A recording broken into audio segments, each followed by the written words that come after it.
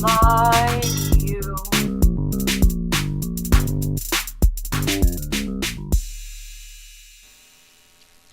Today I am going to be talking about my attempts to get some sort of employment in the Americas, in the New World, in the colonies.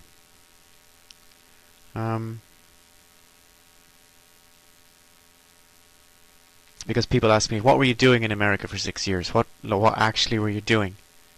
I wasn't just lying around on roofs writing poems all day. Although there was a bit of that, not gonna lie. There was a friend of mine called Young On Kung. He's a Chinese, well, he's Taiwanese. In certain contexts, Taiwanese is very much not the same thing as Chinese, but I think it'll do for here. So Young On worked for a vegetarian food company who supplied to various locations around Los Angeles. And he wanted someone to help him deliver some boxes. So he asked me, although I suspect he didn't need any help at all. But there you go. What can you do? Friends. So we spent the entire day driving around Los Angeles, lifting boxes from the van into Chinese restaurants and other vegetarian safe houses. Young On can speak Chinese, which is just as well, because all of our calls were with Chinese people, or maybe Taiwanese people. This was the 11th of May 2012, and this is what I was doing. Our first stop was in the warehouse district of Los Angeles, which is just... It looks like a place where they'd make a load of movies, but they don't. They just store stuff there from the port. And the guy he was directed to one of these warehouses, and they all look the same, you know. We just backed up, and the guy there said he couldn't take any boxes from us unless they were loaded onto a pallet. Which... We just had boxes. We didn't have a pallet. So it was a problem. So Young On called back to the home base. And there was an angry Chinese lady. And we put the angry Chinese lady onto the guy, and the angry Chinese lady shouted at him in Chinese for a while. And then he changed his mind and told us we could now load our boxes without any pallet, which was nice. The next place we went was El Monte. We went around the back of some weird suburban houses and ended up in somebody's garage. And we had to deliver stuff into that garage. And in El Monte there was some confusion over money. And there was an argument of some kind that I also didn't understand because I don't speak Chinese, which eventually got sorted out. But not without leaving the impression that there are a lot of angry Chinese people in the world who don't check their documents or have any... they don't seem to have any business sense at all. I don't know whether I should assume Chinese people to be especially good at business, but I didn't expect them to be this bad at it. We went to... I remember we're driving a van of vegetarian food around, right? And the next we stopped at Hacienda Heights, which was a Buddhist temple in a place called Hacienda Heights. And this is exactly what you'd expect to see from something calling itself a Buddhist temple. It was near Roland Heights, and it had large Japanese-style roofs and bright orange bricks, and the whole thing was built into a hill. And there was a little sign. It was lovely grass verges in the front, you know. There was a little sign telling people not to walk on the grass, but I can only guess that they're not going to get too upset about it if you do, you know. The stuff we were selling to these guys was the kind of vegetarian food that's specifically designed to mimic meat products. So you have like fake chicken nuggets and fake pork chops and fake sausages. And to me, I don't get the whole point of that. I think if you're going to be a vegetarian, just eat your vegetables. You know, you don't need to pretend like it's meat. That's kind of sad. You know? It's like one of those sex doll things. Like, if you're not, just don't bother. If you're not gonna... I think it defeats the purpose. But the Buddhist monks loved it. So what the hell do I know? The next place we stopped at was actually in Roland Heights. And this one was... it was also a Buddhist temple. But it was in a residential neighborhood, like a housing estate. And it looked just like a regular house. But inside there was a big courtyard on the inside of it, and maybe a few more chairs than would make sense for a regular house in that courtyard. And there was a lady there, and she was very nice, and speaking Chinese again. And every so often she'd say something to me in English, which was nice. And she tried to sell us enlightenment, I guess, and bribed us with free food. But my soul cannot be bought by your admittedly delicious Thai Vietnamese fusion dishes, Chinese lady. She said it herself. We have Thai Vietnamese fusion dishes. I was like, fantastic, good for you. Outside the door there was a statue of the Virgin Mary stamping on an apple-eating snake by the front door, which is a Catholic thing. I don't know if you're aware of the Catholic iconography, but that's quite a common thing in Catholic places. A statue of the Virgin Mary stamping on an apple-eating snake, which is a very... It's conflating a lot of traditions in the Judeo-Christian tradition, but that's the statue. Virgin Mary is... never mind. It doesn't make any sense. But the point is, I said it might be distracting to her target market, and she just laughed, and she said... I told her she should probably throw it in the trash, just to maintain some sense of dignity. And she just said, respect other religion, she said. Respect other religion. So, I guess good for you, showing a degree of forward thinking that they would probably not show to her. So we kept driving, and somewhere on the wrong side of the I-10, Our Lady of Reliable Directions, who lived in Young-On's cell phone, stopped answering our prayers. She just stopped. No error message, nothing. Young-On said it was due to a satellite triangulation problem, but I think her recalcitrance was more political. Because up to this point we'd been kind of using her, and we never really said thanks or anything, or even acknowledged it. But we'd been using her to find a way everywhere. So I was thinking maybe we should just be nicer to the lady giving us directions inside in his phone. And once we said that, she started telling us how to get to places again, but there was a noticeable edge to it. More than before, she'd been sending us down unnecessary side streets and occasionally recalibrating on long straight stretches, which is, I suppose it's okay, we deserved that. We deserved it. The last place we went to was a third Buddhist temple in San Dimas, where the water park is. It's quite close to the water park, actually, this thing. But this was more like a massive compound, like a cult place. They had a private security at the gate and hot and cold running squirrels all along the barely gravelled drive. And once inside, it had a definite feel of somewhere middle-class white people would send their troubled teens. There were slightly alarming banners hung up on the driveway throughout of young people raising their hands in concert and smiling. And Young-On said, Young-On must have been able to read my mind or something, because he just said very quietly, Zeke Heil. Which is kind of... That's not the feeling you're supposed to get from Buddhism, I mean, they were clearly shooting for calm, welcoming, healing, and brotherhood of man. But all they got was sterile, wealthy, sinister, with a strong undercurrent of subdued menace. I was glad to be out of there. And that was my... that was one thing I did. That was one day in my life of stuff I did. He paid me for it too, by the way. It's one thing I did in America. And then I heard... Well, the first thing, when I went to California first, I went to this recruitment place. And I'm not really... I mean, my skill set is really not much, but I can type fast. And so I did a typing test, and they put me in the top tier and so on. So I thought maybe I could get some jobs in data entry or typing or something. So after this vegetarian thing, I thought I could just find a... I don't know. Because otherwise I'd have to go home and get my dad to feed me. And he's old.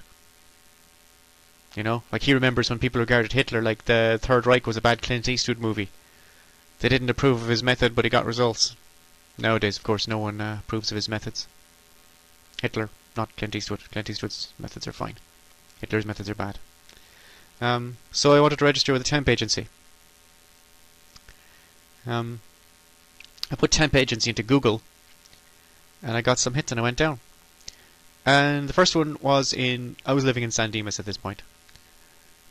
Or Pomona, I forget which. But they're all, Pomona and San Dimas are close enough. The first place was in Montclair, and the first hit, I just went to the first three hits. I physically drove to the addresses on the first three hits when I typed in temp agency into Google around my area. Right? So the first place was in Montclair, and I got there and the place was closed, having relocated to Upland, which is way too far away. Now I should have taken this as a sign from the universe that it did not want me to have a job. The universe has some grand plan for me that up to now, it is absolutely refusing to even hint at. So the first place was called Apple One Employment, right? I'll give you the name of the place because I can't imagine how it would make a difference. And the second place was called American Eagle. Woo! This place, when I drove there, I mean, it might have been open. I had no way of knowing. There was a nondescript building with a dark closed door. Like, I only saw this as I drove past because there's no parking anywhere near it. Actually, that's not true. There was a load of parking, but there was lots of "Do Not Park Here" signs on the parking that was empty and voluminous. So I didn't park there. I just rolled past a second time, and the sign on the door said, "Please use the gate," and there wasn't any gate. So it was all very confusing. I just want to type for people and get paid for it, you know? It's not supposed to be this hard. The third place that came up on the hit was called Active Temporary Service, which sounds more like a technical description of a soldier who's been accused of stealing stuff in the country they're supposed to be guarding. But this place was right around the corner from where I lived, which was another dark door, but at least it wasn't nondescript. There was a great sign over the door that said, "Free jobs." That's my kind of party. So I looked closer, and the door had more information on it. It said they closed at 2:30 p.m. on Fridays. And I got there on Friday at 3 p.m., which I thought was a perfectly sensible time, but apparently it's outside their blah. But I was not disheartened. I said I'd come back on 9 a.m. on Monday. And I did. Like, that's not like me at all. First of all, it's not like me to stick to the schedule, and secondly, it's not like me to do anything at all on 9 a.m. and it's also not like me to do anything at all on a Monday. But there I was. I stuck to the schedule. 9 a.m. on Monday. I went back to Active Temporary Service around the corner from where I was living, and before she let me in, the lady let me in, and before I even sat down, the lady said, "We have no jobs." Just like that. And at this point, I didn't feel like pointing at the free job sign, you know? Right. So I said, okay, maybe 3 isn't enough. So I went and had a look at some more places. There was another place called JM Staffing. So I went there, which was in San Dimas. Like, I'm driving to all these places. I'm not telephoning them because I come across like a... Hard to believe. But when I talk into the telephone, I come across like a total weirdo. Right? But sometimes I can explain myself in person, and sometimes I can't. I went to JM Staffing in San Dimas, and after some difficulty actually locating the office, these recruitment offices are in very nondescript buildings. They're like in corners of huge box-like corrugated iron structures painted green or grey or whatever.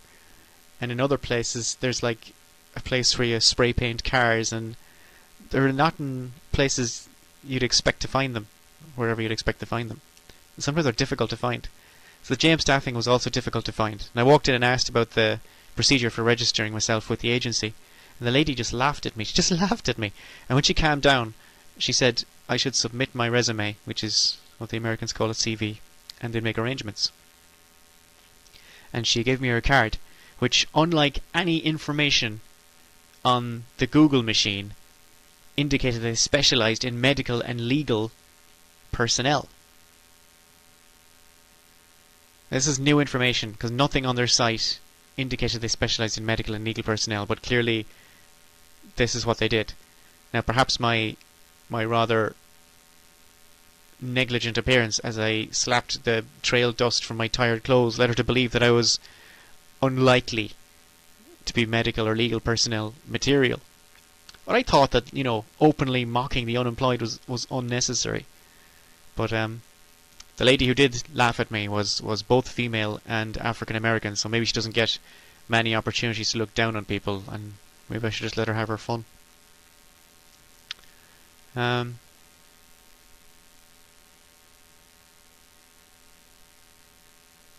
So then I went to another place, also in San Dimas, a staffing agency.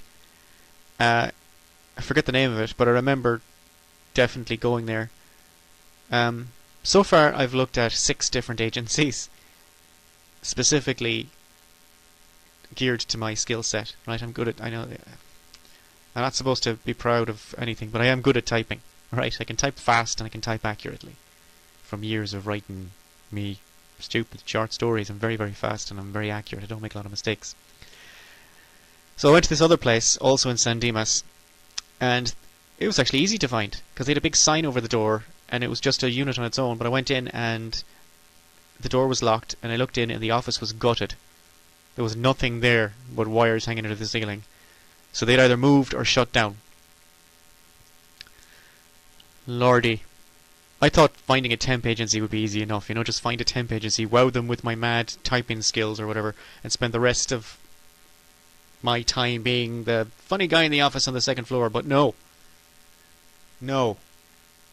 And this is all very difficult to explain to people who don't get it, like who think, oh, you should easily find a job with your whatever, It's not that I didn't try. Yeah? So then, after going through 6 temp agencies and getting 6 different versions of the word no, I decided to go to a jobs fair in Baldwin Park. All these places, by the way, are cities in the greater Los Angeles area. They're all divided up into little cities, and the cities all abut each other, so you can't really tell if you're driving from one to another. It's just administrative regions for the purposes of policing and so on, and utilities. But really, it's all the same. It's just a big, long-ass city going on forever. But this part of the city, greater Los Angeles area, is called Baldwin Park. And this jobs fair was arranged by the Baldwin Park City Council, and to be fair, they did the best they could with the limited resources in a world without magical solutions. So I wandered around picking up brochures and talking to relentlessly upbeat recruiters. Like, I'm terrible at being fake, I'm terrible at selling myself. I can't even fake being fake. I also respond very negatively to fakery in others. And at the first sign of manufactured amity or counterfeited glee, I will visibly recoil. I don't need it at the time. I don't need a pep talk. I need a job. I don't need to be told how overqualified I am for your position. I need a job. And I don't need something else to make this work, as a set of 3 for rhetorical purposes. What I need is a job. I know my situation was difficult because I was 36 years old, and the thing seemed to be geared towards recent graduates. And I had no work history in the United States. Like some United States companies, they just don't recognize other parts of the world. So even if I did a load of interesting stuff outside, they wouldn't understand what to do with that information. And also I have no references, because any employment I ever had was self-employment. I ran a business in Clonmel for 10 years. Which very successfully, by the way. And I liked it, and I was good at it. But there's no way to explain that to Americans. I mean, I can explain it, but there's no way to demonstrate it. I don't have a piece of paper that will show them this is something I can do and this is something I've done. So although I have lots of skill sets to apply to any number of situations, I can't really sell it as a reality, as opposed to something I just made up on the way to the interview.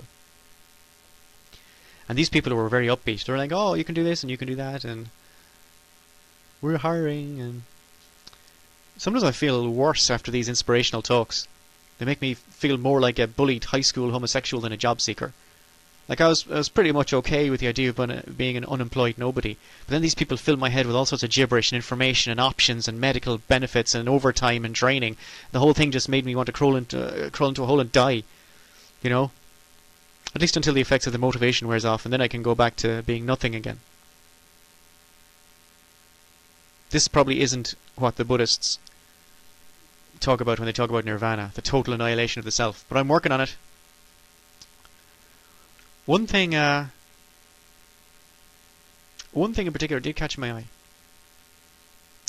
Because there was no hard sell, and they said anybody could try out for it regardless of nationality or qualifications, which sounds like my kind of party. And the only jobs I'd seen like that before were in construction, which in California would be a terrible idea for me unless I liked the idea of dying from heat stroke on day 1. So, the thing that did catch my eye was a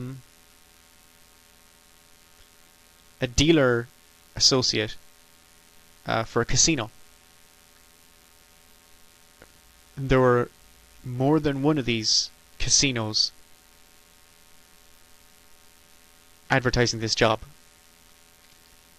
So there was a few little benches scattered throughout not shattered. Had a Jesus moment there, shattered benches, bankrupt. Scattered throughout the hall. There was this casino, that casino. So I just picked one. I picked the Commerce Casino and the training center they had for the Commerce Casino, which is a Chinese casino. was in Hawaiian Gardens. And because my adventure in... I went on the training course, and because my adventure on this training course is a long-ass adventure full of fire and brimstone, I'm going to set it apart for the next time I do a thing about America and my time in America. Which means this one is finished, but you know what the next one's going to be about. And we can all have a laugh then, or maybe call the police. So, if you like this, tell your friends. Although I don't know what, I mean, it's just what I was doing in America, so it's not, I don't know. If you hate it, please tell everybody you know. And until I get around to talking about the Chinese casino job, I am out. Not like